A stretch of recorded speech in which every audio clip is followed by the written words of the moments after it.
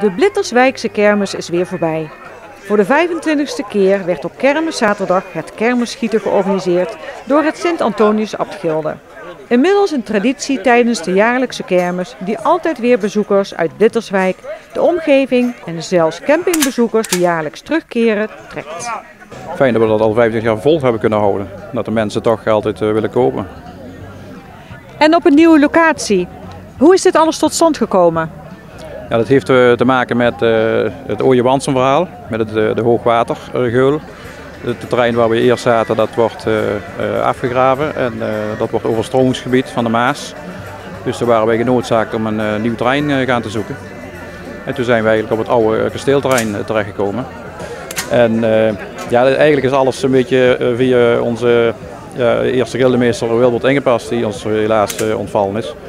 Die heeft eigenlijk alles zover geregeld en ook zijn hand- en spandiensten verricht om het hier terecht te krijgen.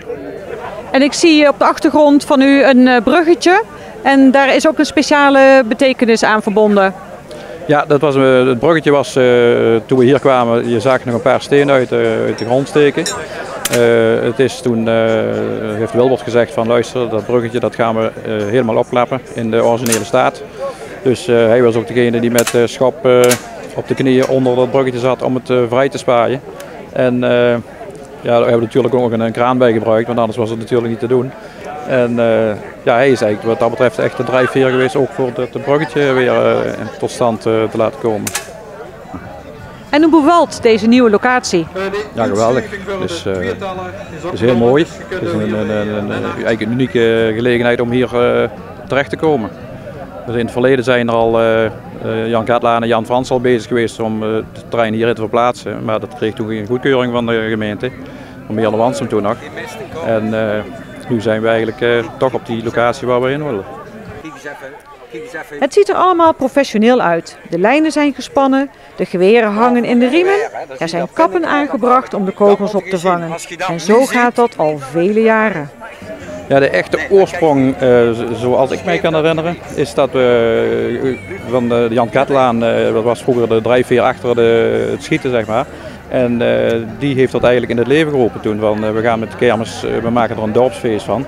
En dat begint dan vrijdags met een spakerslichten. En de zaterdagmiddag die gaan we dan inruimen voor schietwedstrijden. En dat kermisschieten, is dat moeilijk? Ja, eigenlijk niet, want ik kan het ook, dus moeilijk zal het niet zijn.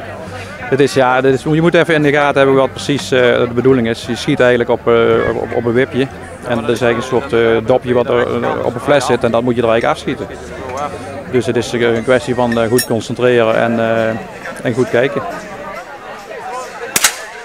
Het Antonius Abtgilde bestaat uit zo'n 70 leden en 65 hiervan zijn gekostumeerd. Maar niet op dit event. Nee, dat is alleen als je met het gilde uittrekt naar een gildedag of naar een landjuweel of zoiets. Of naar een receptie. Dan zijn we in volledig kostuum. Maar met zo'n gelegenheden is dat meestal niet. En u bent eerste schietmeester. Wat is uw taak? Eerste schietmeester is dat ik de verantwoording heb met de schietwedstrijden. Dat ik het aanspreekpunt ben. De taken verdelen onder de rest van de schutters.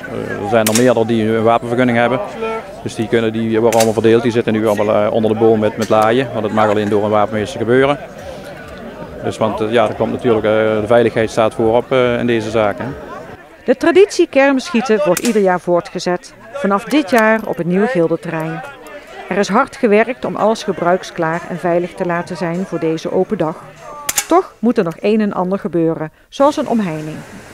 De officiële opening laat daarom nog even op zich wachten en zal, zoals het er nu naar uitziet, in 2018 gaan plaatsvinden.